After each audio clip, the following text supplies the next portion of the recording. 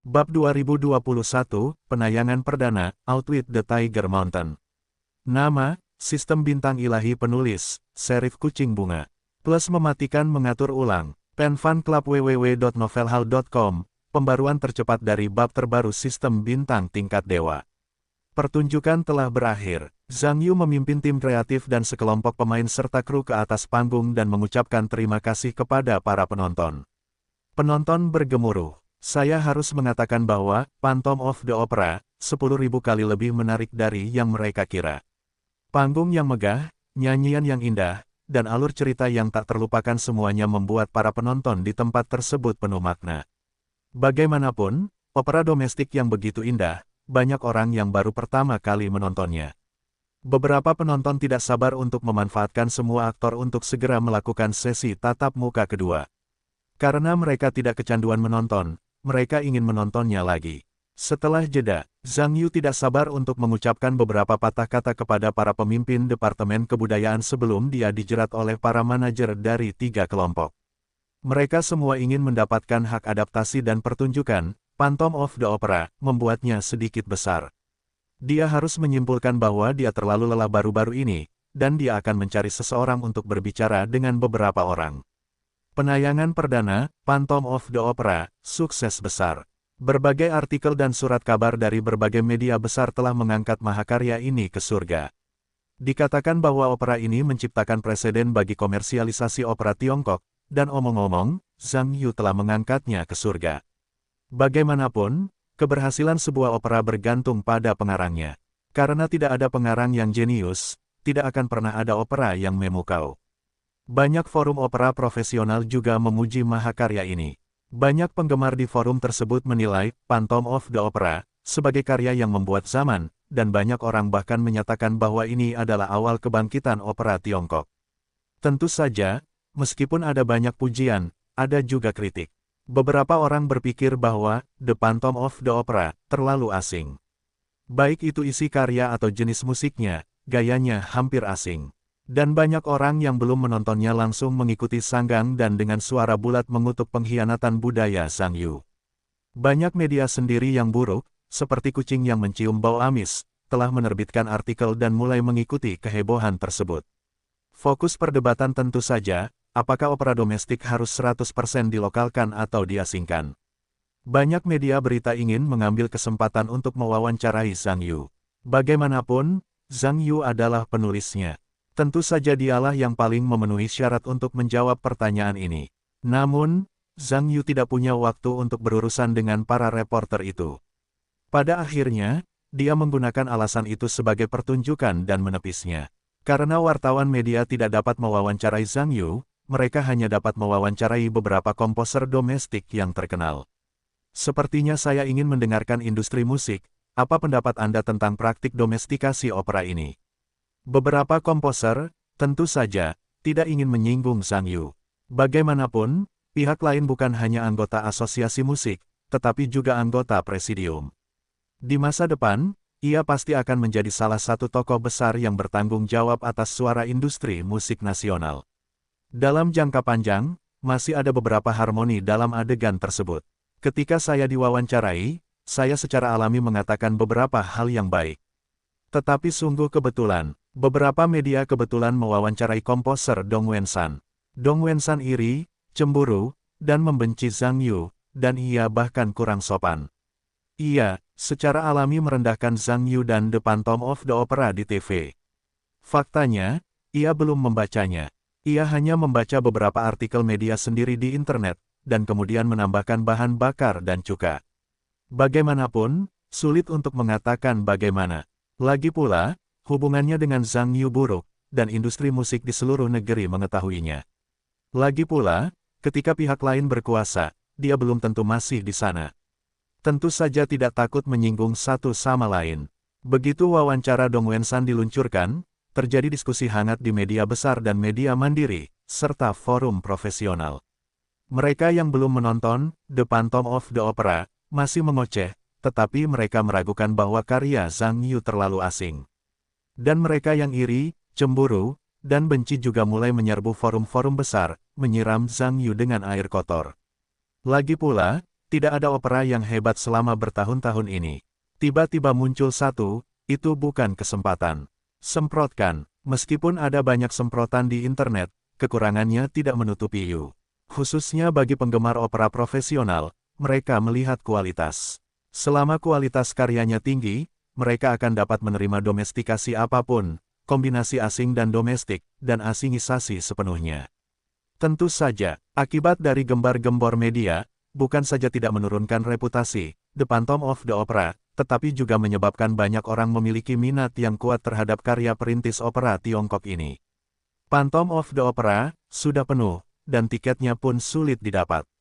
Pada akhirnya, harga tiket pisau bedah pun ikut naik, bahkan mencapai puluhan ribu yuan yang dilebih-lebihkan. Kemudian, setelah diberitakan oleh media berita tertentu, Phantom of the Opera menjadi lebih terkenal. Opera gila, akhirnya menjadi tajuk utama banyak media di panggung berikutnya. Akibat reputasi Phantom of the Opera, pasar pertunjukan menjadi kacau balau. Tiket untuk Wisdom Outlaw Tiger Mountain telah terjual habis. Karena banyak orang tahu bahwa Wisdom Tiger Mountain juga merupakan karya Zhang Yu. Meskipun merupakan karya opera Peking, banyak orang juga penasaran. Opera Beijing macam apa yang ditulis oleh seorang penulis opera tingkat dewa. Yang lebih penting adalah bahwa Wisdom Tiger Mountain ini sebenarnya masih menyandang nama opera Beijing modern. Apa tangkai opera Beijing modern? Apakah itu opera di bawah jubah opera Peking? Banyak orang memikirkan hal ini dan tidak bersemangat. Saya bersumpah untuk pergi ke tempat kejadian untuk menontonnya sekali. Berbagai ide, berbagai kecurigaan, berbagai diskusi, popularitas Wisdom Tiger Mountain juga secara bertahap meningkat, dan telah menjadi favorit baru di industri media. Harga tiket pisau bedah untuk Wisdom Tiger Mountain juga mulai naik. Pada akhirnya, semua anggota senior grup opera Beijing tidak dapat menahan tawa, karena itu jelas merupakan pertunjukan opera Peking. Tapi bagaimanapun juga, sebuah cara untuk membuat kaum muda memahami opera Peking dan mempromosikan opera Peking. Hal ini juga membuat banyak seniman opera Peking merasa lega. 3 hari, The Phantom of the Opera telah berakhir. Teater Besar Nasional penuh setiap hari. Sejak didirikannya Teater Besar Nasional, tidak pernah ada begitu banyak orang yang menonton opera domestik, yang harus dikatakan telah menciptakan sejarah yang terselubung. Pertunjukan Wisdom Tiger Mountain juga di Teater Besar Nasional. Zhang Yu bukanlah direktur umum yang mengalahkan Tiger Mountain, tetapi ia juga salah satu wakil direktur, penulis, dan konduktor band. Awalnya Zhang Yu ingin Wu Jun untuk mengarahkan, tetapi itu terjadi pada pihak lain. Tidak mungkin, ia hanya bisa bermain sendiri. Bagaimanapun, ada orkestra simfoni di Outstanding Tiger Mountain. Tidak masalah bagi orang-orang di gedung opera Beijing untuk bermain gong dan drum. Tidak mungkin bagi mereka untuk memimpin orkestra simfoni. 3 kelompok utama dan media asing juga menerima undangan. Karena Phantom of the Opera sebelumnya terlalu mengejutkan mereka. Meskipun mereka belum menonton opera Peking, mereka pernah mendengar nama opera Oriental. Banyak orang menantikan karya luar biasa lainnya yang dapat dibandingkan dengan Phantom of the Opera. Tentu saja, saya sangat bersemangat untuk pertunjukan berikutnya malam pemutaran perdana.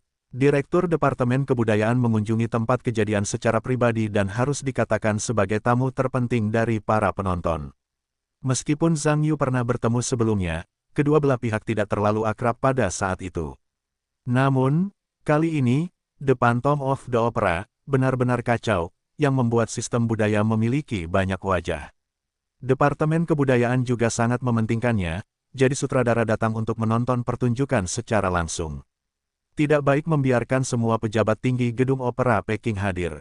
Penonton di tempat itu tentu saja menantikannya, berharap untuk melihat sebuah karya dengan lubang otak yang besar. Tetapi setelah pembukaan, penonton mengetahui bahwa karya ini bukanlah jenis opera Beijing yang mereka bayangkan, tetapi opera Beijing tradisional. Alur utama ceritanya adalah kisah para bandit yang naik gunung di masa-masa awal negara itu. Banyak penggemar opera yang pada awalnya hanya menonton opera Beijing tradisional, dan tiba-tiba mereka kehilangan minat. Sejujurnya, mereka menyesal datang untuk melihat hal semacam ini. Lagi pula, siapa yang tidak menonton opera Peking dan mementaskannya setiap malam festival musim semi, tetapi kebanyakan orang tidak tertarik pada opera Peking. Namun, uangnya juga telah dihabiskan, dan tidak mungkin untuk pergi, jadi saya hanya bisa duduk-duduk dan menonton. Seiring berjalannya alur cerita, segera mereka yang tidak peduli tertarik pada alur ceritanya. Yang lebih mengejutkan mereka adalah bahwa opera Peking ini cukup bagus. Meskipun, Gunung Harimau Penjahat Kebijaksanaan, adalah opera Beijing dalam arti luas, ia telah berubah menjadi model opera Beijing tradisional dengan cat minyak di wajahnya. Semua karakternya berpakaian sedikit seperti kehidupan, yang saya tahu adalah opera Peking, tetapi saya tidak tahu itu adalah drama panggung. Sebenarnya, dari sudut pandang ini, Gunung Harimau Penjahat Kebijaksanaan sudah memiliki gaya panggung opera dan drama tertentu. Hanya saja, desain karakter di sini lebih ringkas dan lebih sesuai dengan situasi sebenarnya saat itu, sedangkan set opera barat lebih indah, pemandangannya lebih megah, dan orang-orang mengekspresikan keterkejutan ala barok. Tentu saja, yang lebih mengejutkan penonton adalah Wisdom Outlaw Tiger Mountain tidak melanjutkan soundtrack gong dan drum opera Beijing tradisional, tetapi bergabung dengan simfoni dalam jumlah yang sangat banyak. Ternyata simfoni juga dapat ditambahkan ke opera Peking, dan kedengarannya sangat bagus. Faktanya, kekurangan terbesar dari alat musik tradisional adalah melodi yang lebih banyak dan harmoni yang kurang. Ketika mengekspresikan suasana karya tersebut terlalu monoton, tidak sebesar dan seindah simfoni. Setelah menambahkan penyetelan simfoni, sistem soundtrack karya tersebut tiba-tiba meningkat dan saling melengkapi, dan tidak lagi monoton seperti sebelumnya. Seiring dengan rencana untuk melarang Wei Wusan terus berlanjut, bahkan penonton yang belum pernah mendengar opera Peking sebelumnya sangat tertarik dengan rencana tersebut. Mari kita ubah dunia, menulis musim semi dan musim gugur, dan seterusnya. Bahkan menuai tepuk tangan, para manajer dari 3 resimen utama dan reporter media asing, saat menonton pengarahan plot. Dan para aktor, harus mengatakan bahwa mereka juga tertarik untuk menonton. Ini juga pertama kalinya mereka melihat apa yang disebut opera Peking. Meskipun tidak semenyenangkan saat mereka menonton Phantom of the Opera, mereka harus mengatakan bahwa mereka memiliki cita rasa yang berbeda. Pengaturan peran opera Peking lebih tepat daripada opera. Yang baik adalah yang baik, penjahat adalah penjahat, dan lawannya tidak seperti itu. Terlebih lagi, Wisdom Outlaw Tiger Mountain adalah drama sastra yang nyata, alur cerita dramanya luar biasa, drama ini pasti penuh dengan hal-hal yang menarik. Terutama pada adegan pertempuran terakhir, bagi orang asing ini adalah hal yang baru. Anda harus tahu bahwa tidak ada adegan perkelahian dalam opera ini. Saya harus mengatakan bahwa ini saja sudah mengejutkan banyak orang asing. Ini adalah pertama kalinya saya melihat drama sihir semacam ini dari timur. Tentu saja, selain orang-orang tua ini, ada juga beberapa ahli lama dalam sistem opera Peking domestik yang juga datang untuk menonton pertunjukan ini. Saya harus mengatakan bahwa dampak dari karya ini pada mereka tidak terbayangkan. Orang awam melihat kegembiraan sementara orang awam melihat pintu masuk. Sebenarnya, menurut mereka, sebuah drama baru, bahkan jika alur ceritanya baru dan nyanyiannya bagus, itu harus diendapkan dan dipoles dari waktu ke waktu untuk menjadi sedikit lebih matang. Citra panggung, Wisdom Tiger Mountain, adalah karya yang sangat matang segera setelah muncul. Dapat dikatakan bahwa tidak ada kekurangan di tengah, yang membuat para ahli lama ini juga luar biasa. Karya yang begitu matang, bukankah penulisnya telah menyelesaikannya dengan sangat baik dari awal? Jika demikian, saya khawatir Zhang Yu, komposer yang belum pernah mereka dengar sebelumnya, benar-benar tidak berbakat dalam musik. Alur cerita di atas panggung, langkah demi langkah.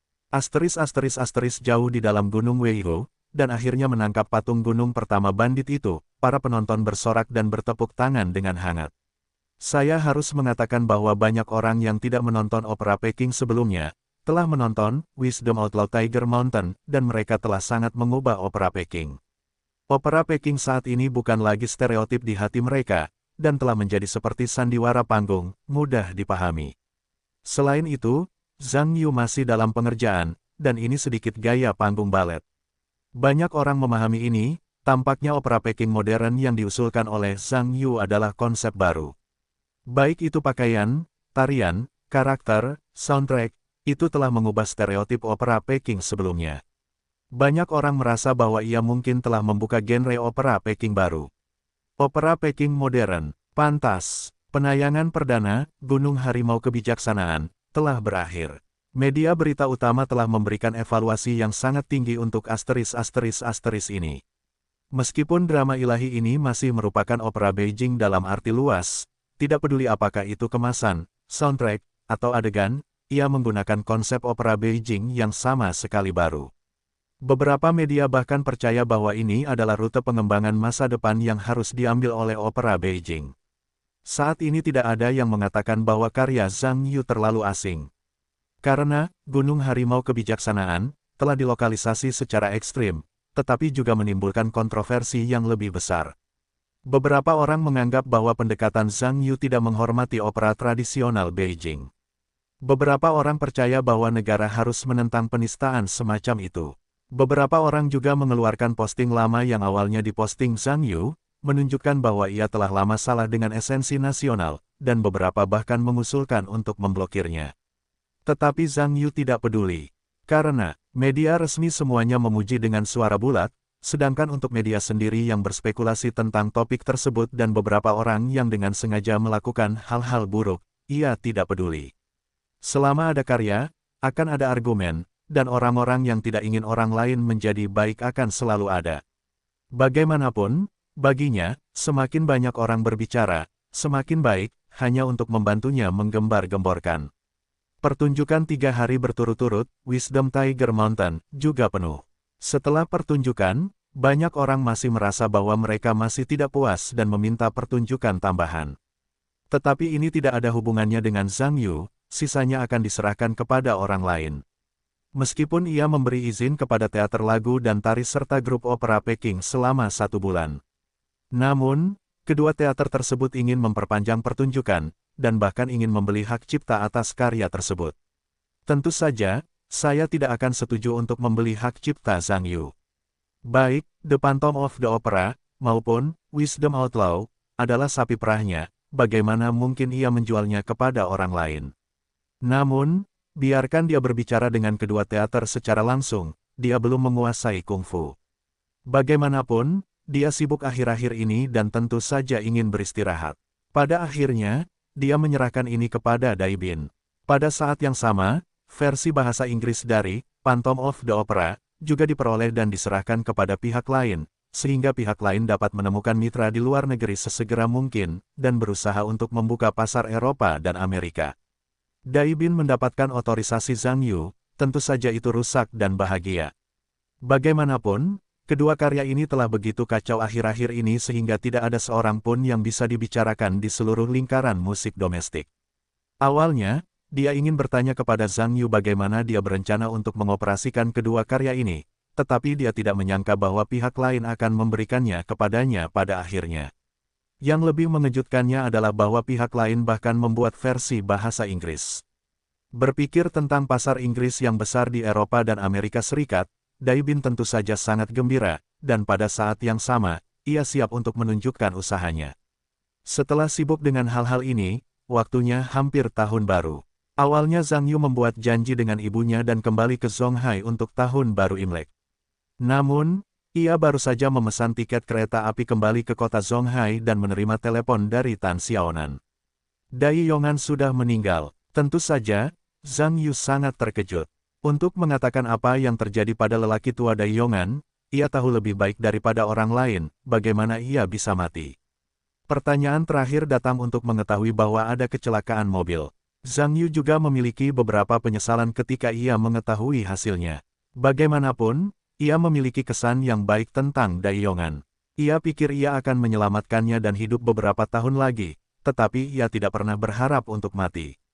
Tan Xiaonan menangis dan berharap Zhang Yu dapat menemaninya ke Zongjing. Mengambil bagian dalam pemakaman kakek. Tentu saja Zhang Yu tidak bisa menolak. Meskipun Tan Xiaonan memiliki ayah dan ibu tiri, hubungan mereka tidak terlalu baik. Jika tidak ada yang menemaninya, hampir tidak ada gunanya mengandalkan bibinya dan generasi perempuan. Berjanji untuk menemani pihak lain ke pemakaman, dan keduanya sepakat pada suatu waktu. Zhang Yu mengganti tiket pesawat ke Zongjing. Di bandara, keduanya bertemu. Wajah Tan Xiaonan pucat saat ini, dan matanya merah. Sekilas, dia banyak menangis. Tetapi ketika dia melihat Zhang Yu, dia melemparkan dirinya ke arahnya dan menangis lagi. Melihat Zhang Yu, dia tidak tahu bagaimana menghiburnya. Untuk mengatakan bahwa sebelumnya, ketika pihak lain memiliki hubungan yang buruk dengan kakeknya, hal semacam ini terjadi. Saya khawatir saya tidak begitu sedih. Namun, dalam beberapa tahun terakhir, kakek dan cucu mengatakan bahwa mereka telah melepaskan kecurigaan sebelumnya, dan hubungannya tidak baik. Jika tidak ada yang salah, cukup sambungkan melalui video atau telepon. Tiba-tiba hal semacam ini terjadi. Zhang Yu juga tidak memiliki solusi yang baik, dia hanya bisa membiarkan pihak lain memeluk dan terus menghibur. Segera Kang Jingping dan Tan Huilan juga datang. Melihat itu, Zhang Yu harus menepuk Tan Xiaonan dan berkata, "Bibimu ada di sini." Tan Xiaonan berhenti menangis ketika mendengar kata-kata itu. Tan Huilan datang dan berkata dengan nyaman, "Xiaonan jangan menangis. Pamanmu Jingping ada di sini untuk menjemput kita. Ayo pergi." Tan Xiaonan melepaskan Zhang Yu, terisak-isak dan berdiri bersama Tan Huilan. Zhang Yu mengenal Kang Jingping dan tahu bahwa pihak lain adalah teman dekat Dai Yong'an, jadi ketika berjalan dengan pihak lain, dia berkata, "Bagaimana itu bisa terjadi?" Kang Jingping berkata, "Ketua merasa baik-baik saja selama 6 bulan terakhir dan berjalan keluar setiap pagi. Siapa yang tahu bahwa ketika mencapai bagian menurun, seorang pengemudi taksi tertidur saat mengemudi dengan lelah, dan ketua tertabrak. Rumah sakit baru saja. Zhang Yudao, apakah orang tua itu berjalan di jalan?" Kang Jingping berkata, "Tidak. Berjalan di trotoar." Ketika mobil lepas kendali, ia melaju ke trotoar dan menabrak orang. Zhang Yu menghela nafas ketika mendengar ini, bagaimana ini bisa terjadi? Tidak ada yang mengikuti ketika orang tua itu keluar untuk berjalan di tikungan. Kang Jingping berkata, pada awalnya, ada seorang pengemudi yang mengikuti. Tetapi setelah waktu yang lama, ketua merasa kesehatannya baik dan dia tidak akan membiarkan pengemudi itu mengikuti. Zhang Yu menggelengkan kepalanya tanpa daya ketika dia mendengar ini. Namun, tidak ada cara bagi seseorang untuk mati lagi. Dia tidak punya pilihan selain mengatakan bahwa pihak lain tidak beruntung. Tidak ada tempat di sepanjang jalan. Mobil telah melaju ke rumah duka di distrik Dongbao, kota Zongjing. Aula belasungkawa terbesar di rumah duka di distrik Dongbao. Ada banyak orang yang datang dan pergi. Sebagian besar orang sedih. Dai Zikai berdiri di atas takhta dengan wajah sedih, dan sebagai anggota keluarga, dia terus membungkuk kepada teman dan kerabat yang datang untuk menyampaikan belasungkawa kepada ayah. Tang Jie juga berdiri di samping, menyeka air matanya, dan menemani hadiah bersama. Dai Xiaofei dan Dai Junze berlutut di samping, dan keduanya mengenakan pai anak putih saat ini. Saat Tan Xiaonan dan rombongan memasuki aula belasungkawa, beberapa orang di keluarga Dai menatapnya sambil dikondisikan. Ketika Dai Zikai melihat Tan Xiaonan datang, dia langsung mengerutkan kening.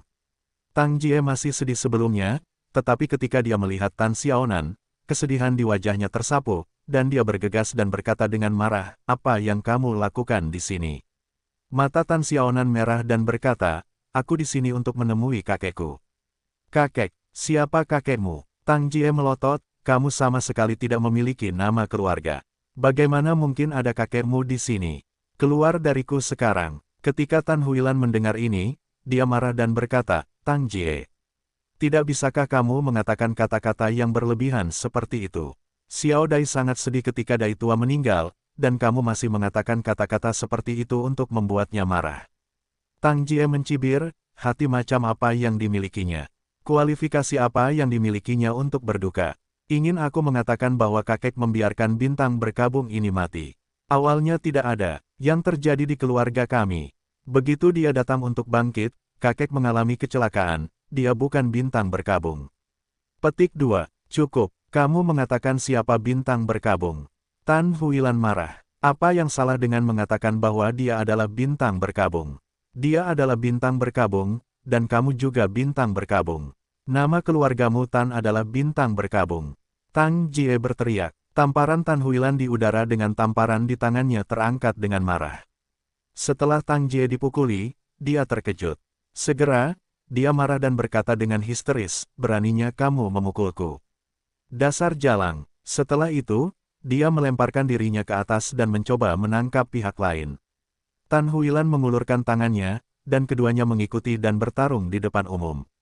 Orang-orang di sekitar tercengang. "Jangan berkelahi, tarik mereka pergi." Tan Xiaonan juga cemas ketika dia melihatnya.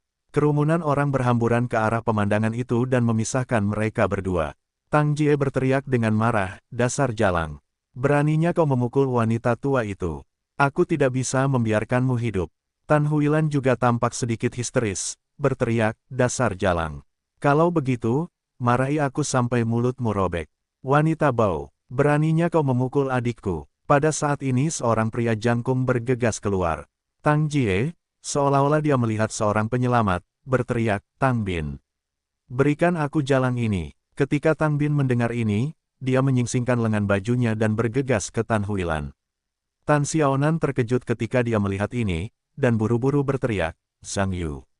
Kemari, Zhang Yu bergegas ke Tan Huilan di depan pidatonya, menghalangi Tang Bin yang bergegas mendekat bocah bau.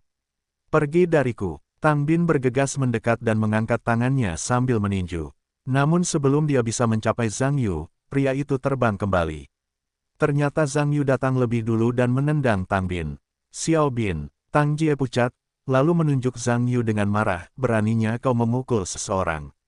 Suami memanggil polisi. Laporkan polisi apa? Dai Zikai segera berkata dengan sedikit tidak menyenangkan, apakah kau masih belum cukup memalukan? Berbicara tentang ini, dia menatap Zhang Yu dan berkata dengan wajah dingin, kau tidak diterima di sini. Silakan pergi. Zhang Yu berkata, aku tidak butuh sambutanmu. Aku juga tidak datang untuk menemuimu. Aku datang untuk menemui Dai Lao. Dai Zikai berkata, aku pemiliknya. Aku berhak memutuskan untuk tidak membiarkan siapapun datang. Zhang Yu berkata, Tan Xiaonan juga pemiliknya dan tidak dapat mengendalikanmu. Kau, Dai Zikai mendengar ini karena marah. Tang Jie melotot padanya, wah, aku beritahu kamu, marganya Dai, bukan Tan. Dia berani berpura-pura menjadi pemilik di sini. Zhang Yu Dao, Tan Xiaonan adalah pewaris Yongan Jewelry. Dan Dai Yongan adalah ketua Yongan Jewelry. Jadi, apapun marganya, dia memenuhi syarat untuk bertindak di sini. Tang Jie berkata, siapa yang bilang dia pewaris Yongan Jewelry? Jangan bicara omong kosong. Yongan Jewelry adalah milik keluarga Dai kita. Bagaimana mungkin itu diserahkan kepada seorang bermarga Tan?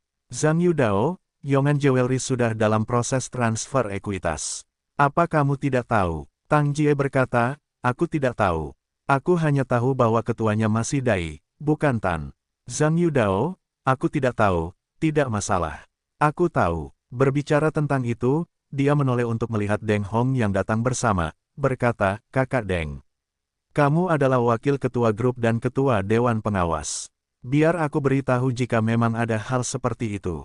Deng Hong mengangguk dan berkata, itu memang terjadi. Zhang Yu berkata, sudahkah kau mendengarnya? Bahkan jika Tan Xiaonan memimpin pemakaman ketua lama sebagai ketua kelompok, tidak ada masalah. Mata Tang Jie melotot dan berkata, Deng Hong, kau tidak perlu membuat keributan di sini. Ini urusan keluarga Dai denganmu. Serigala ekor besar apa yang kau mainkan di sini? Deng Hong berkata, Nyonya, aku tidak akan mengurusi urusan Dai, aku hanya berbicara atas nama kelompok. Tang Jie berkata, kelompok ini juga kelompok keluarga Dai. Bukan giliranmu untuk memasukkan orang luar. Dai Zikai juga berkata, Deng Hong, mengenai pemilihan ketua grup, tidak peduli apa yang dipikirkan ayahku saat dia masih hidup.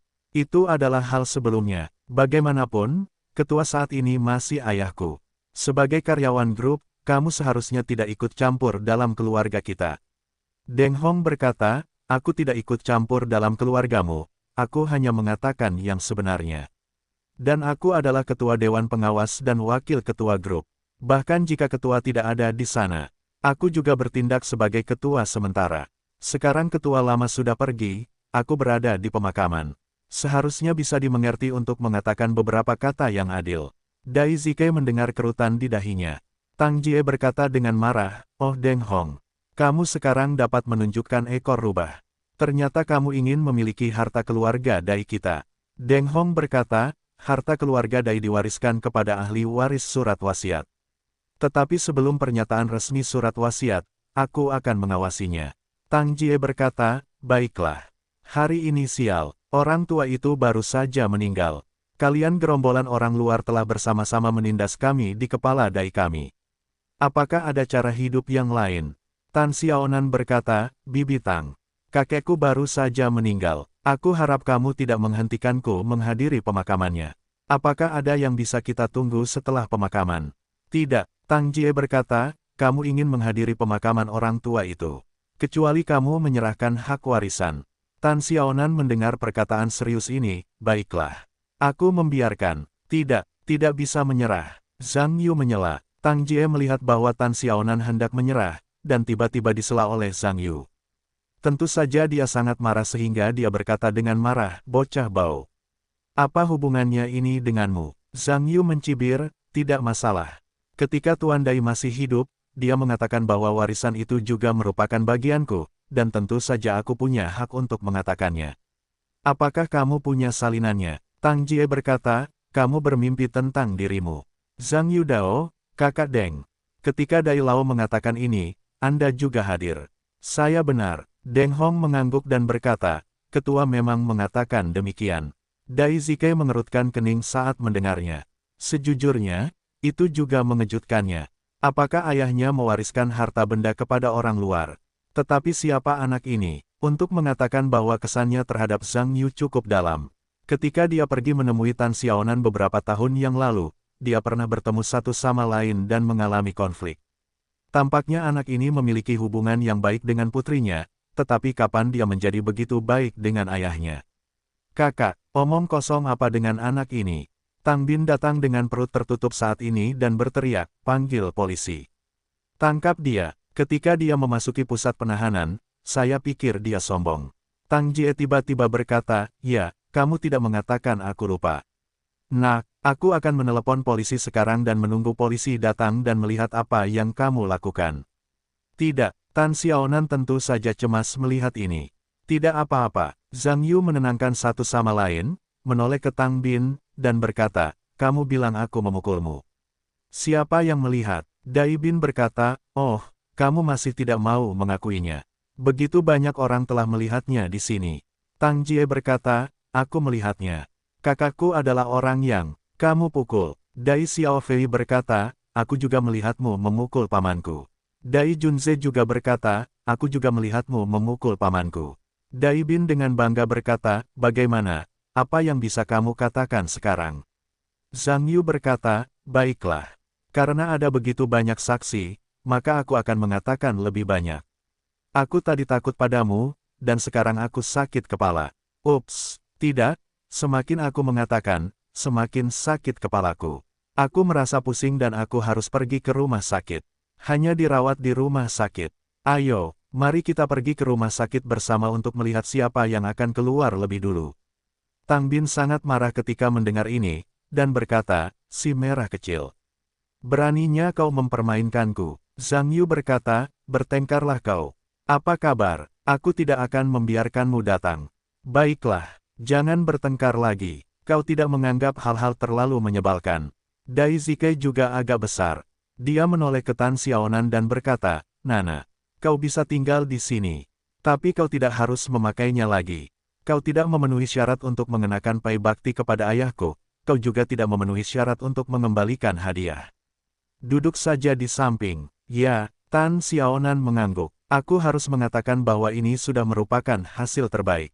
Tidak, Zhang Yu menyela lagi. Tang Bin berkata, nak, jangan dekat-dekat. Dai Zikai berkata dengan wajah dingin, kamu bukan dari keluarga Dai kami. Kamu tidak memenuhi syarat untuk mengatakan tidak di sini bukan orang yang memiliki kualifikasi. Saudara Deng, kamu telepon sekarang dan panggil pengacara warisan untuk membiarkannya membawa surat wasiat.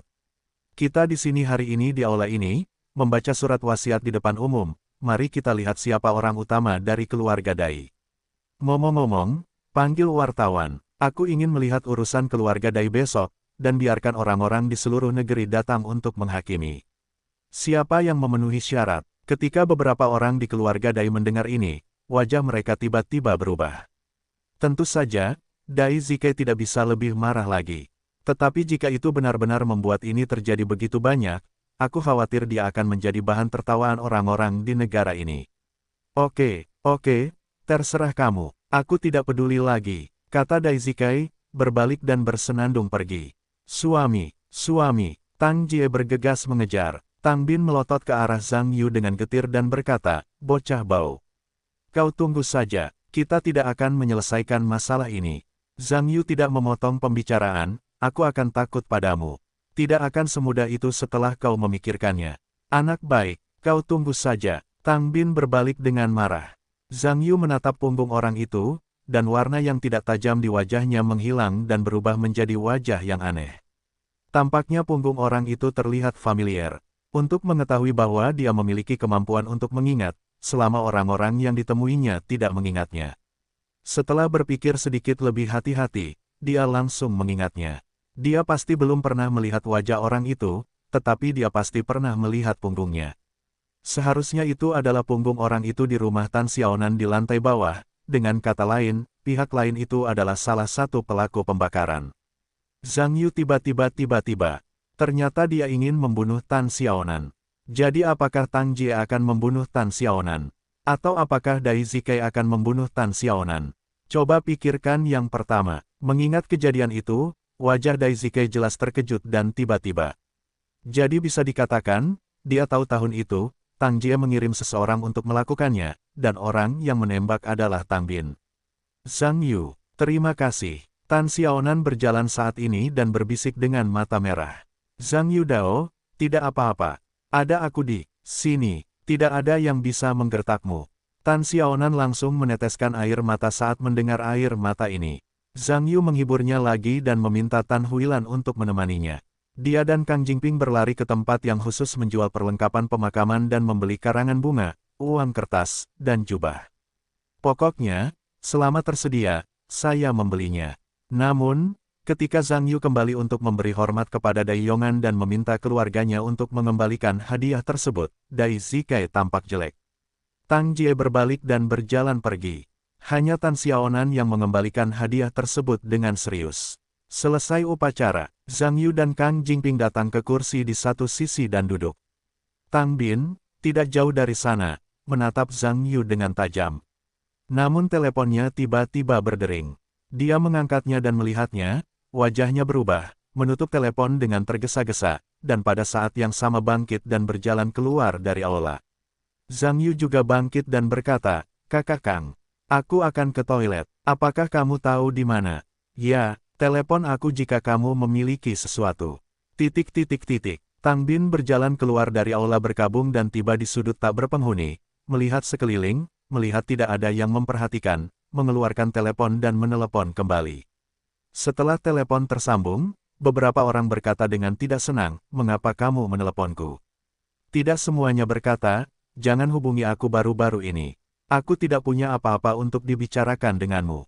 "Apa maksudmu? Kamu mengancamku. Kamu kejam." "Oke, di mana kamu mengatakannya?" "Aku tahu tempat itu." "Oke, aku pasti akan ke sini jam 8 malam." Sialan, Tang Bin selesai, menutup telepon, dan memarahi. Setelah berbicara, aku melihat sekeliling dan melihat bahwa tidak ada yang memperhatikanku, berbalik dan berjalan kembali ke aula belasungkawa. Tetapi ketika dia berbalik dan berjalan kembali, tidak jauh dari sudut, Zhang Yu tiba-tiba keluar, melihat punggung Tang Bin, dan merenung. Sampai malam, banyak orang datang satu demi satu di aula belasungkawa. Bagaimanapun, Yongan Jewelry milik Dai Yongan adalah 10 perusahaan perhiasan terbesar di Tiongkok. Itu juga merupakan perusahaan bintang di kota Zongjing. Ketika pendiri grup meninggal dunia, tentu saja ada banyak orang yang ingin menyampaikan belasungkawa. Khawatir diganggu oleh Tan Xiaonan, Zhang Yu tetap diam sepanjang hari di kursinya. Sore hari, Xie Changsheng dan Xie Ziyang juga datang untuk menyampaikan belasungkawa kepada Dai Yongan. Setelah melihat Zhang Yu, dia semua terkejut. Dai Zikai agak terkejut melihat ayah dan anak Zhang Yu dan Xie sangat akrab. Bagaimanapun, keluarga Xie bukanlah keluarga biasa. Itu adalah salah satu konsorsium terbesar di Tiongkok. Dalam hal kekuatan, itu beberapa tingkat lebih tinggi dari keluarga Dai. Pihak lain adalah Mao Tou, yang sangat akrab dengan keluarga Xie. Selain itu, melihat sikap keluarga Xie, tampaknya sangat menghormati penampilan yang lain. Mungkinkah anak ini adalah anak dari keluarga besar? Dai Zikai sangat penasaran dengan hal ini. Namun, tentu saja tidak mungkin untuk menanyakannya. Bagaimanapun, kedua belah pihak sebelumnya sangat kaku, dan tidak peduli seberapa aktif mereka berbicara. Tentu saja mereka menahan diri, berencana untuk pergi ke lobi lagi. Bagaimanapun, melihat sikap pihak lain terhadap putri mereka bukanlah hal yang biasa. Jika pihak lain benar-benar anak dari keluarga besar, jika mereka akhirnya bisa bersama dengan putri mereka. Jadi bagi Anda sendiri, itu mungkin bukan hal yang buruk. Setelah makan malam di malam hari, Tan Xiaonan ingin menjaga Dai Yongan. Sekitar pukul 7, Tang Bin meninggalkan aula belasungkawa sendirian. Setelah melihat ini, Zhang Yu juga bangkit dan keluar. Karena dia telah menyapa Tan Xiaonan sebelumnya, Tan Xiaonan melihatnya, tetapi tidak bertanya. Zhang Yu mengikuti Tang Bin ke tempat parkir. Meskipun Tang Bin tampak berhati-hati, tidak mungkin baginya untuk menemukan Zhang Yu yang mengikutinya. Tang Bin masuk ke mobil dan keluar dari tempat parkir. Zhang Yu telah meminjam mobil dari Xiezi yang sebelumnya, dan setelah dia naik kereta, dia mengikutinya. Meskipun kedua mobil itu tertinggal jauh, mobil Tang Bin selalu dikunci oleh Zhang Yu. Tang Bin meninggalkan kota dan akhirnya memasuki sebuah pabrik di pinggiran kota. Zhang Yu memarkir mobil di sudut tersembunyi dan berlari ke gudang setelah keluar dari mobil.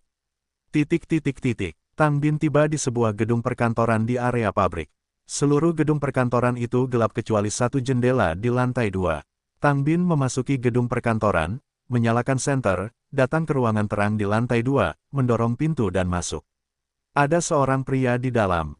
Pria itu melihat Tang Bin masuk dan bangkit dan tersenyum, "Manajer Tang ada di sini. Kemarilah dan duduklah." Tang Bin berkata, "Ayolah, yang ini kurang. Bukankah kamu sudah mengatakan semuanya? Setelah masalah ini selesai, mari kita selesaikan. Uangku sudah diberikan kepadamu. Apa yang ingin kamu lihat aku lakukan lagi?" Pria itu tersenyum dan berkata, "Manajer Tang, seharusnya sudah jelas bahwa kita harus jelas. Namun, itu dalam keadaan normal. Apa maksudmu? Kau tahu maksudmu. Awalnya, kau menyuruhku mencari cara untuk membunuh lelaki tua itu, mengatakan bahwa dia adalah musuhmu. Tapi kau tidak mengatakan bahwa dia adalah ketua grup Yongan. Apa yang terjadi dengan ketua grup Yongan? Apakah itu penting? Tentu saja, membunuh orang tua demi harga tertentu, dan membunuh ketua kelompok akan ada harga lain. Lalu, Anda berniat duduk di tanah dan menaikkan harga. Sulit untuk membicarakan harga dasar. Ini seperti menarik barang. Jelas jaraknya 100 km. Anda hanya memberitahu saya 10 km. Bagaimana itu bisa berhasil? Orang berbeda, begitu pula uang. Jadi, berapa yang Anda inginkan? Tidak banyak. 10 juta. 10 juta. Anda salah. 10 juta akan saya lakukan sendiri. Masih perlu mencari Anda. Masalahnya adalah Anda tidak melakukannya. 10 juta tidak akan berhasil. Di mana saya bisa mendapatkan uang sebanyak itu? Saya akan menambahkan 0,5 juta lagi untuk Anda. Ratusan ribu. Anda mengirim Hanako. Saya mohon Anda untuk bersikap realistis. Oke. 10 juta bukanlah uang yang sedikit. Aku sama sekali tidak punya uang sebanyak itu. Apa kau tidak mengenalku? Aku sudah menyelidikinya. Adikmu adalah istri Presiden Grup Yongan. Selama hantu tua itu mati, seluruh grup Yongan akan jatuh ke tangan kakak iparmu. Grup Yongan adalah perusahaan dengan puluhan miliar. Tidak dapat 10 juta. Bercanda. Halo, bos. Aku mohon padamu, oke. Uang kakak iparku juga uang kakak iparku. Apa hubungannya denganku? Kau tidak datang ke sini. Karena tidak ada hubungannya denganmu, mengapa kau membunuh hantu tua itu? Kurasa hal ini dilakukan oleh kakak iparmu. Oke, jika putramu membunuh orang tua itu, kakak iparmu kejam. Jangan bertindak terlalu jauh. Jangan lupa, kau juga punya andil dalam pembunuhan itu. Jika kau dalam situasi besar, kau harus jahat. Aku tidak takut. Aku masih takut memakai sepatu tanpa alas kaki. Aku tidak takut apapun kecuali takut miskin. Jika kamu tidak memberiku uang, aku akan menuntutmu dan saudara iparmu ke Biro Keamanan Publik. Lalu aku akan melakukan sesuatu untuk kejahatan itu. Kamu dan saudara iparmu adalah dalang. Mari kita lihat siapa yang tidak beruntung. Kamu. Tang Bin keluar dari amarah saat ini. Ruangan itu sunyi untuk beberapa saat. Tang Bin menghela nafas tanpa daya dan berkata, 10 juta terlalu banyak. Aku lebih murah. 10 juta. Satu kata tidak cukup. Tang Bin juga marah, tetapi kepangannya ditangkap oleh pihak lain, dan tidak ada cara untuk melakukannya. Pada akhirnya, dia hanya mengertakkan gigi dan berkata, "Oke, tunggu kabarku." Hei, itu benar. Habiskan uang untuk menghilangkan bencana. Sampai jumpa, dan tetap berteman. Oke, masuklah semuanya. Tang Bin tercengang mendengarnya. Pada saat ini pintu tiba-tiba terbuka, dan 3 orang masuk. Tang Bin melihat ini dan wajahnya berubah. Karena seseorang memegang senapan laras ganda di tangannya. Apa maksudmu? Tidak menarik. Hati-hati membuat kapal wanian. Ini bisnis besar senilai 10 juta. Selalu baik untuk berhati-hati. Tang Bin mendengus dingin dan berbalik untuk berjalan keluar. Dan masih banyak lagi. Ketika Tang Bin mendengar ini, dia tiba-tiba berhenti dan berkata, apa yang salah denganmu? Beri aku waktu untuk mengumpulkan uang. Tentu saja ada waktu. Tapi, manajer Tang, lihat apa ini. Pria itu mengeluarkan pena dari saku jaketnya sambil berbicara. Tang Bin mengerutkan kening, apa maksudmu? Pria itu tersenyum dan berkata, itu tidak berarti apa-apa. Apakah kamu melihat lampu merah kecil di bagian belakang pena ini?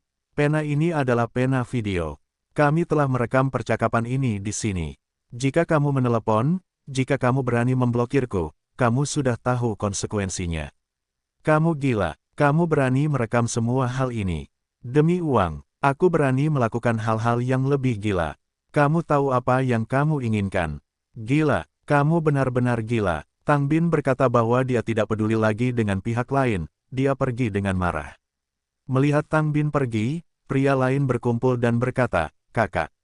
Biarkan saja dia pergi seperti ini. Apa yang akan kamu lakukan jika kamu tidak diizinkan pergi? Tenang saja, dengan video-video ini, dia tidak akan berani tidak memberi uang.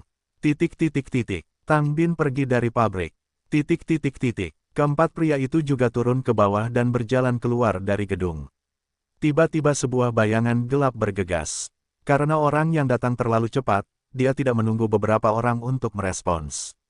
Pihak lain telah mengambil senapan laras ganda, dan pada saat yang sama mengangkatnya, diikuti oleh pisau tangan, dan mengejutkan pria dengan pistol itu. Siapa itu? Beberapa orang di sekitar bereaksi sekaligus, dan mereka bergegas menuju bayangan hitam yang mengambil pistol itu. Namun segera beberapa teriakan datang dan beberapa orang jatuh ke tanah satu demi satu. Tidak lama kemudian, beberapa mobil polisi dengan lampu berkedip memasuki area pabrik.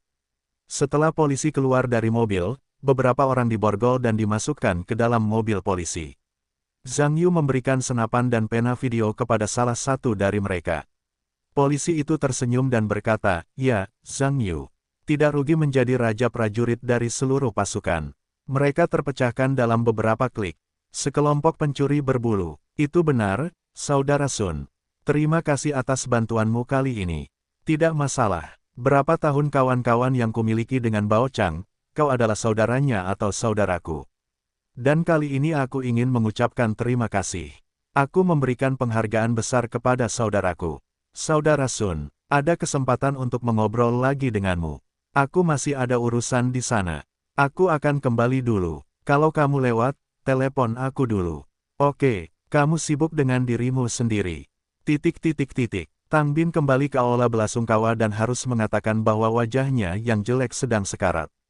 Ini dapat dikatakan bahwa suasana hatinya sangat buruk, tetapi dia berpikir bahwa hal-hal yang telah berakhir itu sombong. Tetapi pikirkan tentang 10 juta itu. Dia juga memiliki kepala yang besar. Biarkan dia mengambilnya dengan pasti, dan dia secara alami akan menemukan bakat lain. Tang Bin datang untuk melihat saudara perempuannya mengobrol dengan beberapa istri kaya. Tang Jie melihat Tang Bin datang, awalnya untuk memperkenalkannya dan beberapa istri kaya. Tetapi melihat bahwa saudaranya memiliki sesuatu untuk dicari sendiri, dia meminta maaf kepada beberapa orang dan berjalan ke sudut. Tetapi raut wajah Tang Jie berubah setelah mendengar bisikan Tang Bin, dan berkata dengan nada datar, apa yang kamu lakukan? Kamu pelankan suaramu. Apakah kamu pikir aku menginginkannya? Siapa tahu orang itu akan berbelok di sudut. Kakak, kamu harus membantuku memikirkannya. Pikirkan itu. Itu 20 juta, bukan 2.000. Bagaimana aku bisa melakukan apapun? Kakak, ini tidak mungkin menjadi masalah besar. Mari kita habiskan uang untuk menghilangkan bencana. Tapi uang ini, terlalu banyak. Kalau kamu sudah tahu ini, kamu tidak akan diizinkan melakukan hal semacam ini, dan kamu akan menyalahkan dirimu sendiri. Bagaimana ini bisa disalahkan padaku? Kalau bukan karena hantu tua itu. Berbicara tentang ini, Tang Bin melihat sekeliling, dan ketika tidak ada yang memperhatikan, dia merendahkan suaranya dan berkata, kalau bukan karena hantu tua itu memberi uang kepada orang luar. Kenapa muncul ide seperti itu?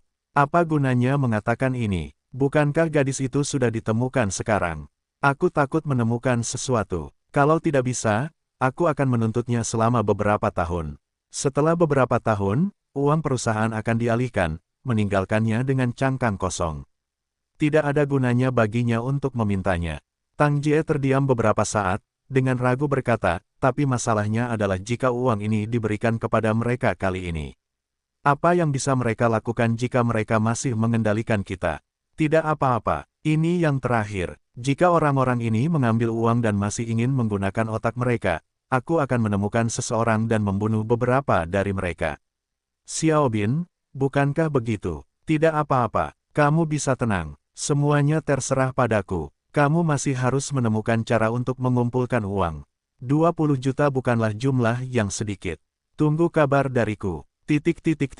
Zhang Yu telah kembali ke aula belasungkawa dan melihat adik laki-laki keluarga Tang bersembunyi dan bergumam.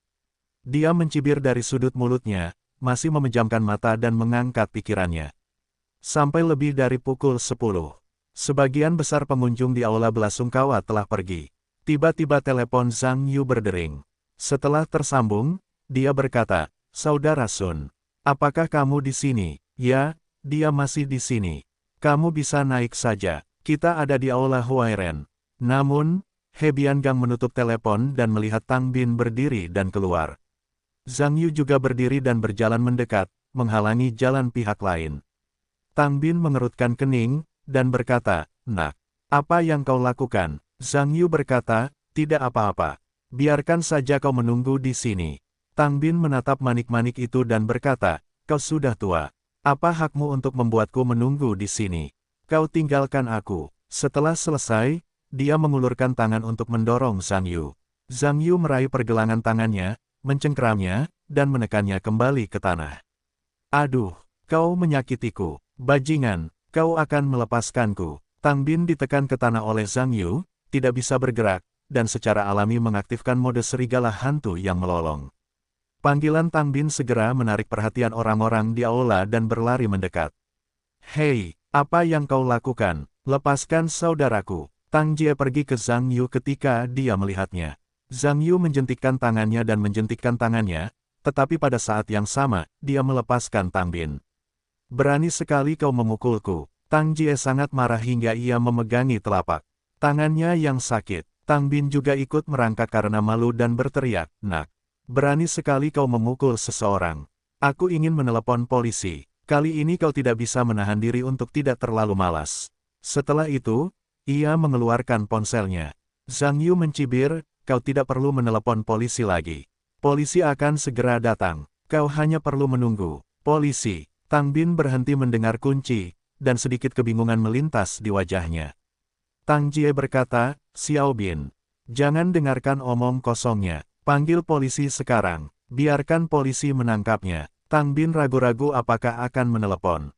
Terdengar suara langkah kaki di luar aula. Tak lama kemudian beberapa polisi datang. Wajah Tang Bin tiba-tiba berubah. Tang Jie buru-buru berkata, polisi, kalian baru saja datang. Anak ini memukul seseorang, dan dengan cepat menangkapnya untukku. Beberapa polisi melihat ke arah Zhang Yu. Zhang Yu mengangkat tangannya ke arah Tang Bin dan berkata, dia adalah Tang Bin. Beberapa orang datang ke Tang Bin. Namamu Tang Bin? Ya, ya. Tang Bin tergagap. Kami dari Korps Investigasi Kriminal Biro Keamanan Publik Kota. Nama keluargaku Sun, dan ini adalah izin kerjaku. Sekarang ada kasus di mana kalian memiliki kecurigaan melakukan kejahatan besar. Ikutlah dengan kami. Tang Bin mendengar ini dengan wajah pucat dan berkata, aku tidak melakukan apa-apa. Kamerat keamanan publik. Apakah ada kesalahpahaman dalam hal ini? Tang Jie juga takut dan pucat. Dia buru-buru berkata, kamerat polisi, kalian pasti salah paham. Adikku tidak akan melakukan kejahatan. Kalian pasti telah menangkap orang yang salah. Kalian tidak salah menangkapnya. Kalian akan tahu saat kalian pergi. Ayo pergi, kata Kapten Sun, dan memberi isyarat kepada beberapa rekannya di sekitarnya. Keduanya maju dan memborgol Tang Bin. Tang Bin berada di bawah kakinya dan dibawa keluar oleh beberapa orang. Xiao Bin, Tang Jie bergegas keluar setelah melihatnya. Ketika Kapten Sun berbalik, Zhang Yu meliriknya, lalu pergi. Tentu saja, Dai Zikai melihat bahwa polisi yang menangkap Tang Bin dan Zhang Yu tampaknya saling kenal. Dia bergegas ke Zhang Yu dan berkata, "Apa yang sedang kamu lakukan?" Zhang Yu mencibir, "Apa-apaan ini? Kamu seharusnya tidak bertanya padaku. Kamu harus bertanya pada pamanmu. Apa maksudmu?" Dai Zikai berkata dengan tajam. Tang Jie juga berlari kembali saat ini, beberapa histeris berkata, "Bocah bau. Di mana mereka menangkap saudaraku?" "Tentu saja aku menangkap Biro Keamanan Publik." "Apa yang dilakukan saudaraku? Mengapa mereka menangkap saudaraku? Hukum macam apa yang dilakukan saudaramu? Kamu seharusnya lebih tahu dariku. Jangan bicara omong kosong. Cepat dan biarkan mereka melepaskan saudaraku." "Lepaskan saudaramu. Aku tidak sehebat itu. Kakakmu adalah seorang pembunuh." "Bunuh." Semua orang mendengar wajah terkejut ini. Tang Jie tampak pucat dan buru-buru berkata, "Kakakku tidak bisa membunuh siapapun. Jangan bicara omong kosong di sini. Adikmu terbunuh atau tidak terbunuh. Bukan aku yang memberitahuku. Itu adalah bukti yang memberitahuku. Biarkan aku memberitahumu. Hari ini Biro Keamanan Publik menangkap beberapa orang dan mereka telah mengakui membunuh Dai Yongan." "Apa? Ayahku dibunuh. Kakekku dibunuh." Dai Zikai dan Tan Xiaonan tidak percaya. Tang Jie berkata dengan panik, "Jangan bicara omong kosong. Orang tua itu terbunuh oleh taksi, semua orang di sini tahu. Tidak peduli bagaimana taksi itu menabrak seseorang, itu hanya akan menabraknya. Namun, tidak masalah jika kamu tidak mengakuinya.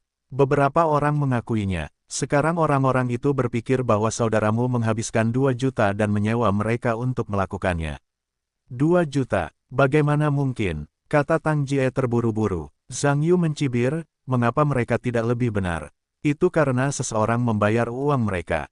Tampaknya orang-orang itu baru saja melaporkan 10 juta kepada adikmu, tetapi dia memintamu 20 juta. Apa? Semua orang tidak bodoh. Aku mengerti semuanya sekaligus." Berbalik ke Tang Jie. "Tang Jie, apakah kamu tahu ini?" "Aku tidak tahu. Masalah ini tidak ada hubungannya denganku. Dia hanya memuntahkan darah." Tang Jie buru-buru membela diri. "Aku punya rekaman di sini. Kamu dapat mendengarkannya." Zhang Yu mengeluarkan ponselnya dan menemukan rekaman itu dan memilih untuk memutarnya. Segera, terjadi percakapan di antara keduanya. Semua orang mendengar bahwa Tang Jie dan Tang Bin sedang berbicara. Tang Jie berkulit putih. Dia tidak pernah menyangka bahwa pihak lain dapat merekam pembicaraan mereka. Setelah mendengarkan pembicaraan antara keduanya, semua orang mengerti segalanya. Secara alami, dia menatap Tang Jie dengan marah.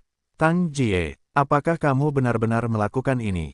Dai Zikai juga marah. "Kamu membunuh kakekku. Kamu wanita jahat, mengapa kamu begitu kejam?" Tan Xiaonan juga marah. Tang Jie dengan cepat membantah, "Tidak. Ini tidak ada hubungannya denganku. Rekamannya dipalsukan. Dia menjebakku dan Tang Bin. Jangan percaya padanya. Dipalsukan. Hahaha." Zhang Yu mencibir, "Tidak masalah. Tidak masalah jika kamu tidak mengakuinya. Aku tidak tahu apakah kamu ingat. Ketika saudaramu pergi ke kota Zonghai untuk membunuh Tan Xiaonan beberapa tahun yang lalu, hasilnya gagal. Membunuh seorang pecandu narkoba. Ketika semua orang mendengar ini, itu bahkan lebih luar biasa. Kaulah yang melakukan ini." Tan Huilan tidak bisa lebih marah lagi saat mendengar ini. "Aku tidak melakukannya. Jangan berlaku tidak adil padaku." Tang Jie berteriak cepat. Zhang Yu mencibir, "Aku akan menganiaya kamu. Sekalipun aku akan menganiaya kamu, tetapi buktinya tidak akan menganiaya kamu." Ketika pembunuh narkoba itu meninggal, dia mencakar kulit si pembunuh dan DNA si pembunuh tertinggal di kuku.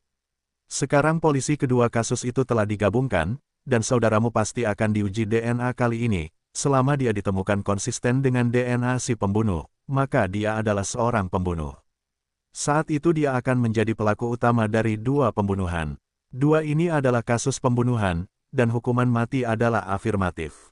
Ketika kamu mengatakan itu, apakah dia dengan bersemangat berpikir untuk mengenakan kejahatan dan merekrut tuan yang sebenarnya? Petik 2. Kata-kata Zhang Yu tampaknya telah mengalahkan sedotan terakhir unta itu. Wajah Tang Jie pucat, dan dia duduk di tanah dengan kaki yang lembut, dan dia gemetar, tidak dapat berbicara sama sekali. Bu, Dai Xiaofei dan Dai Junze bergegas bersama. Zhang Yu berkata dengan dingin, kamu ingat, aku tidak ingin siapapun tahu kecuali aku tidak melakukan apa-apa. Orang tua itu bersemangat di surga. Aku tidak akan membiarkan orang jahat pergi. Suasana di aula itu sangat memalukan untuk sementara waktu. Tentu saja, Zhang Yu tidak bisa tinggal di sini lagi. Awalnya dia ingin pergi bersama Tan Xiaonan. Tetapi pihak lain bersikeras untuk menjaga Dai Yong'an.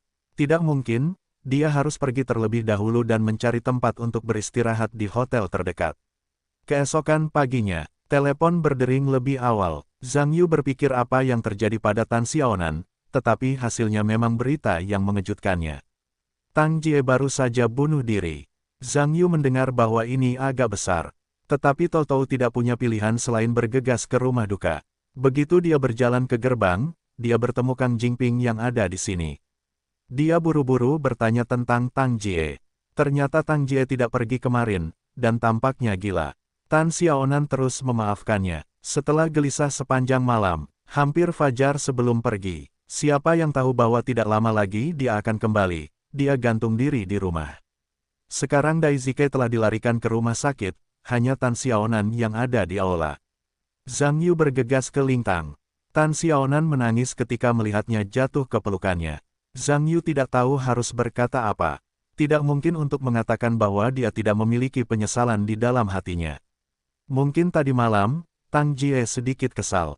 Meskipun ini tidak menyalahkannya, tetapi aku tidak membunuh Brand mati karena aku. Sejujurnya, dia juga merasa sedikit tertekan. Di pagi hari, Lingtang Tang Jie dimulai di aula belasungkawa lain yang tidak jauh dari sana. Banyak orang yang mengetahui berita itu juga terkejut. Bagaimanapun, Dai Yong'an baru saja meninggal di kaki depannya, dan menantu perempuannya juga meninggal. Meskipun semua orang tahu bahwa ini jelas tidak mudah, tetapi tidak seorang pun dapat mengambil inisiatif untuk bertanya, hanya sekali lagi. Sepanjang pagi, keluarga Dai penuh dengan kesengsaraan. Tentu saja, Zhang Yu tidak dapat menyembah Tang Jie, jadi dia tinggal di sini. Di sore hari, Dai Junze bergegas ke aula dan melihat Zhang Yu. Berteriak, itu kamu pembunuh. Kamu membunuh ibuku, dan kamu mengembalikan nyawa ibuku. Setelah itu, dia bergegas untuk melawan Zhang Yu. Tinggi Zhang Yu 1,9 meter, lengan dan kaki pihak lain yang kecil tidak mungkin untuk bergerak maju, jadi dia ditangkap di kerah, tidak dapat menjangkau. Tan Xiaonan buru-buru memeluk Dai Junze dan berkata, Junze, jangan lakukan ini bukan salah kakak Zhang Yu. Kamu lepaskan saudaraku. Dai Xiaofei juga berlari ke aula saat ini, dan bergegas untuk melihat Tan Xiaonan. Pada saat ini, Dai Zikai juga datang dan buru-buru berkata, apa yang masih kalian lakukan? Cepat tarik Fei Fei dan Junze pergi. Beberapa pria bergegas datang dan mengusir keduanya. Pembunuhan, pembunuhan, pembunuhan. Dai Junze berteriak dan diseret pergi. Suasana di aula menjadi canggung untuk sementara waktu. Dai Zikai ragu-ragu dan berkata, Zhang Yu, keluarlah. Ada sesuatu yang ingin kukatakan padamu. Zhang Yu mengangguk dan menatap Tan Xiaonan dengan tajam lalu keluar bersama pihak lainnya. Keduanya tiba di tempat yang tak berpenghuni dan berhenti. Zhang Yu menatap Dai Zikai, meskipun baru semalam. Pihak lainnya memberinya kesan yang jauh lebih tua. Memikirkan pertama kali aku melihatmu, semangat antusiasme pihak lainnya tampaknya telah berubah. Dai Zikai terdiam beberapa saat, dan berkata, percaya atau tidak. Aku tidak tahu apa yang mereka lakukan. Aku juga mengetahui tentang perjalanan Tang Bin ke kota Zonghai. Karena alasan ini, aku juga menelepon Tang Jie dan ingin bercerai, akhirnya. Kau tampaknya tidak masuk akal bagiku. Zhang Yu menyela. Dai Zikai berkata, aku menyesalinya sekarang. Jika bukan ibuku yang mengkhianati Nana, dia mungkin tidak akan mati, ayahku tidak akan mati, dan Tang Jie tidak akan mati. Pada akhirnya, aku menyakiti mereka. Zhang Yu berkata, tapi kau masih hidup, mereka semua sudah mati, bukan? Dai Zikai terdiam sejenak, mengangguk dan berkata, kau benar. Mungkin orang yang benar-benar menyebalkan itu adalah aku. Zhang Yu juga terdiam. Dia tampaknya tidak tahu harus berkata apa. Akhirnya, dia menghela nafas dan berkata, tidak peduli apa. Orang yang sudah mati itu sudah mati, orang yang masih hidup harus tetap hidup. Xiao Nan telah kehilangan banyak hal, jangan biarkan dia kehilangan ayahnya. Diam sejenak, Dai Zikai berkata, aku ingin memintamu untuk berbicara dengan Nana. Aku harap dia tidak akan pergi setelah pemakaman kakekku. Fei Fei dan Junze tidak punya ibu. Aku harap dia bisa membantuku mengurus mereka berdua. Zhang Yu berkata, mengapa dia harus mengurusmu? Kamu sangat kaya, tidakkah kamu punya pengasuh di rumah? Dai Zikai berkata, pengasuh itu orang luar. Dan saudara perempuan dan perempuan mereka telah dipisahkan sejak kecil. Aku ingin mengambil kesempatan ini untuk membiarkan mereka bergaul untuk sementara waktu. Kamu tidak ingin saudara perempuan mereka saling membenci di masa depan. Zhang Yudao, kamu seharusnya tidak memberitahuku hal-hal seperti ini. Kamu harus memberitahu bibimu. Dai Zikai berkata, Huilan membenciku karena perselingkuhan saudara perempuannya. Aku selalu menolak untuk berbicara denganku. Jadi aku harus bertanya padamu. Aku dapat melihat bahwa Nana berbeda darimu. Aku yakin dia akan mendengarkan apa yang kamu katakan. Masalahnya adalah aku tidak ingin mengatakannya. Tapi, Zhang Yu menghela nafas ketika dia mengatakan ini, tapi, karena kedua ibu itu sudah tiada, sangat buruk bagi saudara perempuan dan saudara kandung mereka untuk saling membenci. Biarkan aku bertanya padamu ayo. Terima kasih. ... Zhang Yu kembali ke lobi dan memberitahu Tan Xiaonan. Tentu saja, dia tidak menghindari Tan Huilan. Bagaimanapun, pihak lain telah merawat Tan Xiaonan selama bertahun-tahun, ibu dari ibu tiri dan ibu tiri, hal semacam ini perlu membuatnya tahu. Awalnya, menurut maksud Tan Huilan sebelumnya, dia tentu tidak ingin anak-anak Tan Xiaonan dan Dai Zikai memiliki persinggungan. Tetapi Tang Jie telah bunuh diri, dan jika mereka membiarkan saudara perempuan dan saudara kandung mereka terlihat seperti musuh nanti, itu mungkin bukan yang ingin dilihat Tan Huilan. Tan Xiaonan bahkan lebih kecil kemungkinannya untuk menolak. Bagaimanapun, keduanya juga merupakan adik-adiknya. Sekarang karena mereka tidak memiliki ibu dan tidak ada yang bisa merawat mereka, mereka setuju. Zhang Yu tidak bisa berkata apa-apa ketika melihatnya. Bagaimanapun, itu adalah urusan keluarga Dai. Mungkin akhir seperti ini sekarang adalah akhir yang terbaik. Setelah menghadiri pemakaman Dai Yongan, Zhang Yu memutuskan untuk kembali ke kota Zonghai. Bagaimanapun, tidak baik baginya untuk tinggal di sini dengan orang luar. Awalnya, Deng Hong berharap dia akan pergi setelah dia membaca surat wasiat itu. Bagaimanapun, dia juga memiliki salinan surat wasiatnya. Zhang Yu tidak tertarik dengan masalah surat wasiat itu, jadi Deng Hong dan Kang Jingping dapat bertindak sebagai agen tunggal. Telepon saja dia setelah membaca. Pada saat yang sama, dia juga menjelaskan kepada Tan Xiaonan, dia harus memberitahunya sesuatu, dan kemudian kembali ke kota Zonghai. Ketika Zhang Yu kembali ke kota Zonghai, ada hari lain untuk tahun baru. Zhang Yu membuka pintu rumah dan memasuki aula. Ketika dia melihat ibunya duduk di sofa dan mengobrol dengan yang lain, dia tampak dalam suasana hati yang baik. Yu Meixiu mendengar suara itu, menoleh untuk melihat Zhang Yu, keterkejutan melintas di wajahnya. Saya buru-buru berkata kepada orang-orang di video, anakku sudah kembali. Aku pergi. Setelah itu, dia menutup video. Bu, dengan siapa kamu berbicara? Senyum yang sangat bahagia. Zhang Yu berjalan mendekat sambil tersenyum. Teman, Yu Meixiu tersenyum. Teman yang mana? Apakah aku tidak tahu? Kata Zhang Yusun. Berbicara tanpa sengaja, pendengar bermaksud demikian. Yu Meixiu tidak tahu apa yang dia pikirkan, dan wajahnya memerah. Zhang Yu sangat sensitif dan segera menyadari ada yang tidak beres. Memutar otaknya, dia tiba-tiba memikirkan seseorang, dan kemudian dengan ragu berkata, jangan menjadi nama keluarga guru. Yu Meixiu tidak menyangka Zhang Yu akan menebak. Juga sedikit malu. Segera berkata, siapa nama guru itu? Anda harus sopan. Anda harus dipanggil Paman Si. Paman Si. Aduh, saya harus menggunakan nama saya yang terhormat di saluran telepon. Katakan saja, kemana saja kalian berdua. Sebaiknya saya divaksinasi terlebih dahulu sehingga saya bisa siap secara mental. Yu Meixiu berkata dengan wajah merah, jangan bicara omong kosong, oke? Apa langkahnya? Zhang Yu berkata, ayolah. Jangan beri saya susunan gosip untuk putra Anda. Guru bermarga itu menyukai Anda, dan orang bodoh itu bisa melihatnya. Belum lagi saya bukan orang bodoh. Jika kalian berdua memasak nasi mentah untuk membuat nasi matang, berikan saya seluruh adik laki-laki dan perempuan untuk keluar, tidak bisa membiarkan saya tahu yang terakhir. Anakmu semakin banyak bicara. Aku tidak akan memberitahumu lagi. Yu Meixiu pura-pura marah dan berbalik. Zhang Yu buru-buru mengikuti dan berkata, kawan Yu Meixiu, jangan tinggalkan kau harus menjelaskan ini kepadaku. Jika kau benar-benar tidak tertarik pada guru bermarga itu, dia akan menelepon lagi untuk mengganggumu, aku akan memukulmu. Zhang Yu tersenyum dan menghantui Yu Meixiu dan terus bertanya. Aku sangat marah sehingga Yu Meixiu ingin memukulnya, tetapi keluarga itu memiliki rumah besar dan tidak dapat menangkapnya.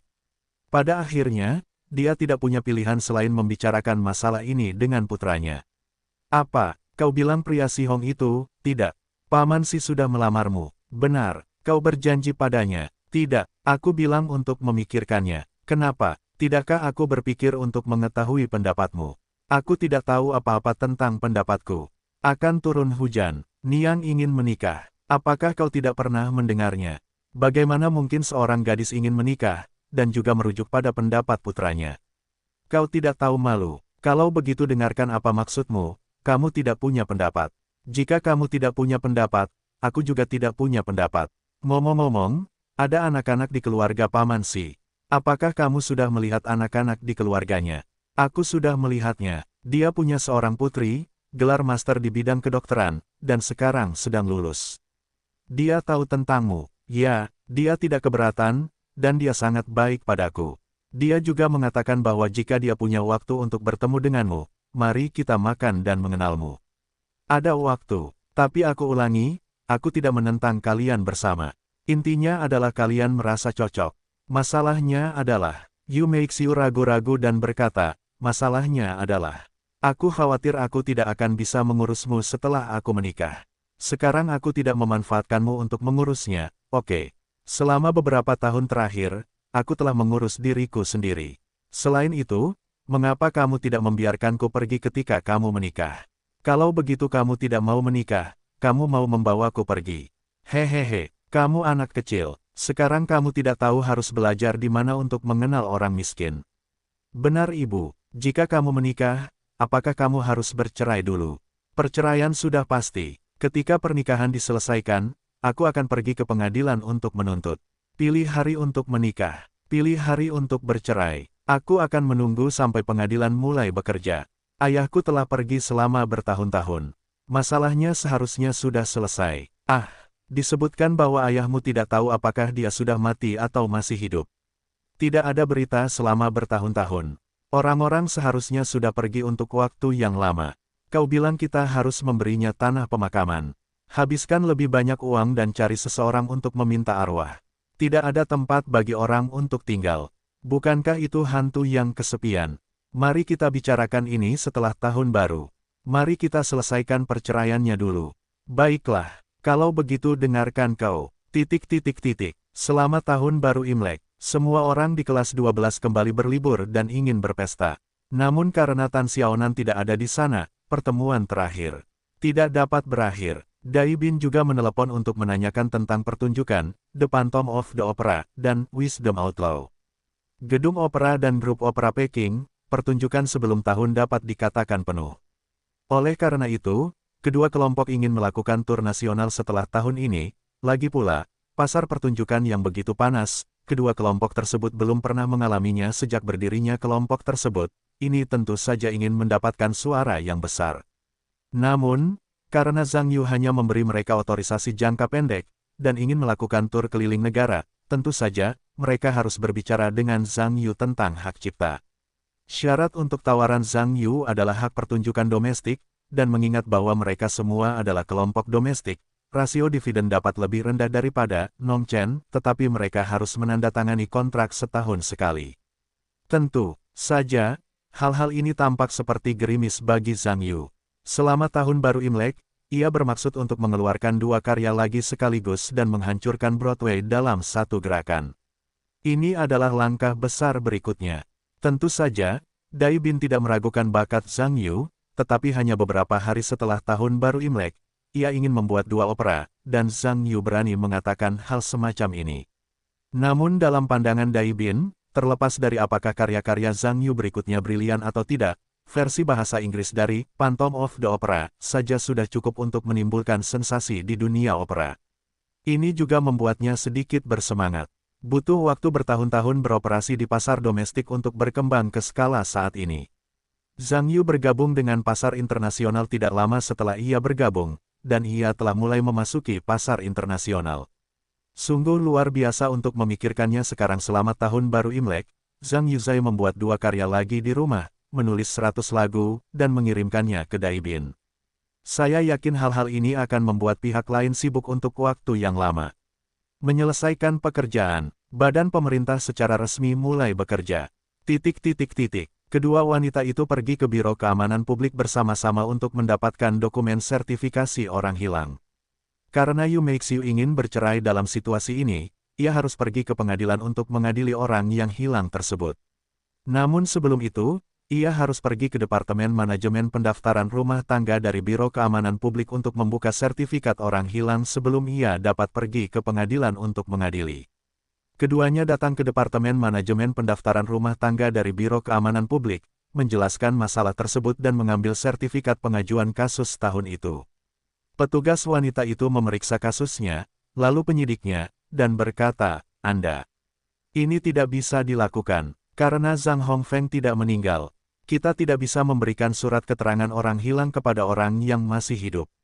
"Apa, tidak meninggal?" Ibu dan anak Zhang Yu tercengang saat mendengar ini. Yu Meixiu buru-buru berkata, "Kawan, apakah Anda melakukan kesalahan? Zhang Hongfeng telah hilang selama 10 tahun, bagaimana mungkin dia tidak meninggal? Bukti orang hilang saya dalam laporan tahunan semuanya ada di sana. Memang ada kasus tahun itu.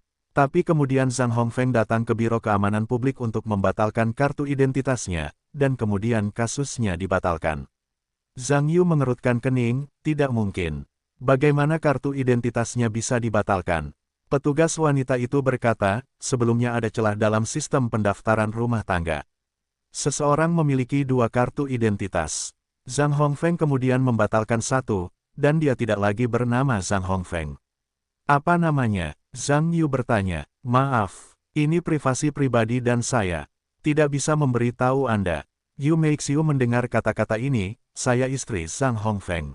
Mengapa saya tidak tahu? Kartu identitas Zhang Hongfeng sebelumnya telah dibatalkan.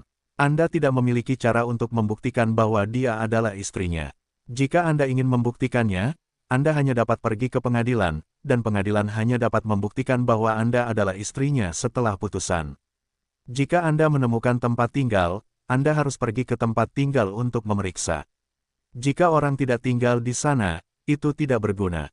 Yu Meixiu menatap Zhang Yu dengan ekspresi sedih dan berkata, "Apa yang harus saya lakukan?" Zhang Yu berkata, "Jangan khawatir. Saya mencari seseorang untuk melihat apakah saya dapat menemukannya." Setelah Zhang Yu membuat panggilan telepon, itu tidak lama, seorang direktur berlari ke bawah dan dengan ramah membawa ibu dan anak Zhang Yu ke area yang tidak ada orangnya. Ia memanggil petugas lain untuk membantu mereka berdua. "Informasi yang Anda inginkan." Baru saat itulah mereka mengenal Zhang Hongfeng, yang sekarang bernama Zhang Hongcheng. Domisili adalah ibu kota Provinsi Anxing, Kota Fuxi. Namun, sistem hanya menampilkan alamat kartu identitas, dan alamat spesifik perlu diperiksa di tempat pendaftaran rumah tangga. Ibu kota Provinsi Anxing, Rumah Sakit Rakyat Pertama Kota Fuxi. Ada banyak orang yang keluar masuk. Ibu dan anak Zhang Yu juga berjalan ke pintu rumah sakit dan melihat sekeliling. Yu Meixiu berkata, "Zhang Yu, apakah kamu yakin informasi temanmu itu benar? Apakah ayahmu benar-benar dirawat di rumah sakit ini?" Zhang Yu berkata, "Saya hanya bisa memastikan bahwa orang bernama Zhang Hongcheng dirawat di rumah sakit ini. Mengenai apakah dia ayah saya, itu sulit dikatakan. Tetapi orang ini juga tidak beruntung, saya khawatir kita benar-benar sulit menemukannya." Petik 2. Yu Meixiu berkata, "Jangan katakan itu, oke. Bagaimana mengatakan dia juga ayahmu?" Zhang Yu berkata, "Saya belum melihat siapapun. Bukankah ayah saya belum tentu? Ayo pergi ke kantor bimbingan untuk bertanya." Yu Meixiu mengangguk, dan keduanya datang ke meja informasi bersama. Meminta perawat untuk melihat keduanya datang, lalu tersenyum dan berkata, "Halo. Apa yang Anda butuhkan? Zhang Yu berkata, halo. Saya ingin bertanya apakah ada pasien bernama Zhang Hongcheng. Gong Chang Zhang, Hong Hong Hong, Cheng yang jujur. Kecelakaan mobil, katanya Anda dirawat di rumah sakit. Tunggu sebentar, saya akan memeriksanya untuk Anda. Dalam beberapa saat, perawat itu berkata, kami memang punya pasien seperti itu. Dia ada di gedung utara Departemen Rawat Inap, lantai 13, Departemen Rawat Inap Ortopedi. Anda keluar dari pintu belakang dan melewati 2. Anda bisa melihat Departemen Rawat Inap gedung utara di setiap gedung. Bangsal mana yang akan Anda tuju? Tanyakan di meja resepsionis Departemen Rawat Inap Ortopedi. Zhang Yu berterima kasih kepada Yu Meixiu dan berjalan menuju Departemen Rawat Inap bersama-sama. Keduanya menemukan gedung utara Departemen Rawat Inap, bertanya di meja resepsionis ortopedi, dan berjalan bersama ke arah bangsal. Yu Meixiu baru saja berjalan beberapa langkah dan tiba-tiba berhenti. Ada apa? Zhang Yu tentu saja aneh. Yu Meixiu berkata, saya sedikit takut. Zhang Yu berkata, Bu, apakah Anda takut orang itu adalah dia atau bukan? Yu Meixiu berkata dengan sedih, saya takut padanya. Zhang Yu berpikir sejenak dan berkata, baiklah, ayo pergi. Biarkan aku melihatnya terlebih dahulu.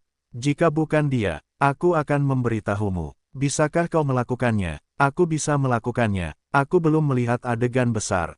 Aku telah melihat para pemimpin negara, dan aku takut melihat orang sakit. Jangan khawatir. Bagus. Kalau begitu aku akan duduk di sini dan menunggu. Tapi kalau itu benar-benar ayahmu, tapi teleponlah aku. Baiklah, aku tahu. Zhang Yu selesai dan berbalik. Yu Meixiu sedang duduk di bangku istirahat di samping, dan itu sangat kacau. Di bangsal Departemen Rawat Inap Ortopedi, Zhang Hongde terkekeh dan berkata, Hong, kamu benar-benar tidak beruntung. Kamu juga bisa tertabrak mobil jika kamu membeli bumbu. Zhang Hongcheng berkata, jangan sebutkan itu. Siapa tahu orang itu benar-benar akan menabrakkan mobil ke supermarket. Untungnya, aku sudah ada di supermarket saat itu. Jika aku hanya berjalan di pintu, aku takut dia akan terbunuh pada saat itu. Zhang Hongde berkata, kamu sangat beruntung mengatakannya. Zhang Hongcheng berkata, keberuntungan besar dalam kemalangan. Zhang Qingfang berkata, demi putra kedua. Apakah istrimu datang setiap hari? Zhang Hongcheng berkata, dia sering datang. Tapi aku tidak bisa merawatnya. Zhang Qingfang berkata dengan tidak senang, suaminya tertabrak mobil. Itu juga seharusnya terjadi ketika istriku tinggal di sini setiap hari. Yang mana yang tuan dan yang mana yang kedua? Apakah kau masih menggunakan orang lain untuk mengatakannya? Zhang Hongcheng berkata, Xiao Jun masih harus mengarang pelajaran, dan tidak ada seorang pun di keluarga yang tidak bisa melakukannya. Ada perawat di sini. Dia juga menganggur ketika dia datang. Bukankah begitu? Zhang Hongde berkata, ya. Kakak, kau tidak peduli. Anak-anak harus diurus oleh orang lain. Zhang Qingfang berkata, aku tidak takut perawat tidak bisa mengurusnya. Hong, atau haruskah aku yang mengurusmu? Zhang Hongcheng berkata, tidak perlu. Anak keduamu harus mengikuti ujian masuk perguruan tinggi tahun ini. Kau lebih sibuk dari kami. Zhang Hongde berkata, kakak, biarkan saja. Berapa umur orang-orang di Hong, dan mereka akan mengurus diri mereka sendiri. Jangan lupa bahwa orang-orang itu lari dari rumah, tetapi hidup sendiri selama bertahun-tahun. Zhang Qingfang berkata, jangan sebutkan hal-hal menjijikkan yang dulu dia miliki. Ayah kami hampir gila karena masalah ini. Mendengar ini, Zhang Hongcheng terdiam. Suasana di ruangan itu sedikit suram. Begitu melihat Zhang Hongde dan saudara laki-laki Zhang Qingfang, mereka tampaknya merasa bahwa topiknya tidak terlalu bagus. Dia saling melirik, lalu pergi berbicara di tempat lain. Beberapa orang mengobrol. Tiba-tiba seorang pemuda bertubuh besar memasuki bangsal.